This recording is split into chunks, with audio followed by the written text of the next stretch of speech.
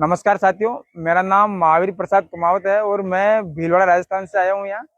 और आज जंतर मंतर पे जो हमारा धरना प्रदर्शन है उसमें मुख्य मुद्दा रखा है हमने सरकारी जमीन किराए बंटवारा कानून, जो आप ये बैनर पे लिखा हुआ पढ़ सकते हैं।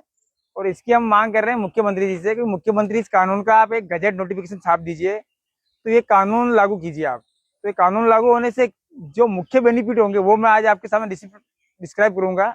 इसमें पहला जो है इस कानून का वो ये है कि इस कानून के आते ही लोग जो रेंट पे रहते हैं यहाँ या जिनको धंधा लगाने के लिए जमीनें जरूरत होती है तो उनको थोड़ा सस्ता मिलने लगेगी। मतलब 20% से लगाकर 50% तक उनके मकानों के किराए कम होंगे, या धंधा लगाने के लिए या फैक्ट्री लगाने के लिए जमीन लेगी तो उसका किराया कम हो जाएगा।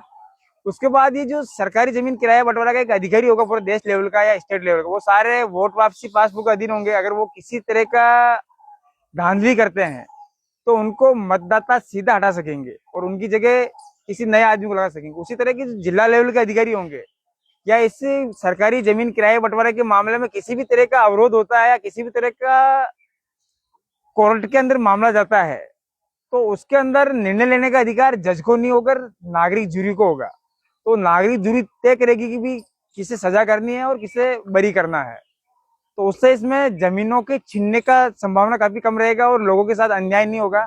और इस कानून के बारे में विस्तृत डिटेल मैंने एक सिंगल पेज में रखी है, तो इस पेज को आप देख के समझ सकते हैं कि इसमें मुख्य बात मैंने लिखी। जैसे अभी ये दिल्ली स्टेट आया हूँ मैं यहाँ, तो दिल्ली स्टेट के अंदर जो जमीन है उसमें से करीब 300 करोड़ स्क्वायर फीट जमीन जो है वो खाली छोड़ी गई सरकार के द्वारा। और वो जमीन बहुत ही बेशकीमती जमीन है और बहुत अच्छे लेवल पे है वो, जिनको अगर गवर्नमेंट रेंट पे देती है तो उस रेंट से काफी इनकम जनरेट होगी और वो पैसा इस दिल्ली स्टेट के ही प्रत्येक व्यक्ति को मिलेगा, सभी को बराबर बराबर हिस्से में मिलेगा। और वो पैसा हो सकता है करीब 400 से 500 रुपए तक प्रति महीना।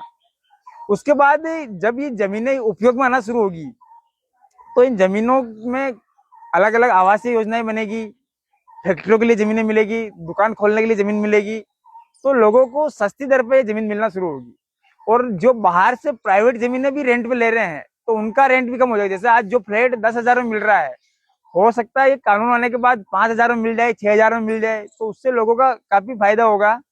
और जिन लोगों को सबसे मेन दिक्कत होती है व्यापार करने के लिए, जो दुकान का रेंट आज 50,000 1 लाख तक होता है, तो वहां रेंट सीधा आधा हो जाएगा, क्योंकि उसी दुकान के एरिया के पास में एक सरकारी बड़ा प्लाट है वो खाली छोड़ा हुआ है। अगर उस प्लाट में वैसी ही दुकानें बनना शुरू होती है तो लोगों को सस्ती रेट में वो दुकानें मिलने लगेगी।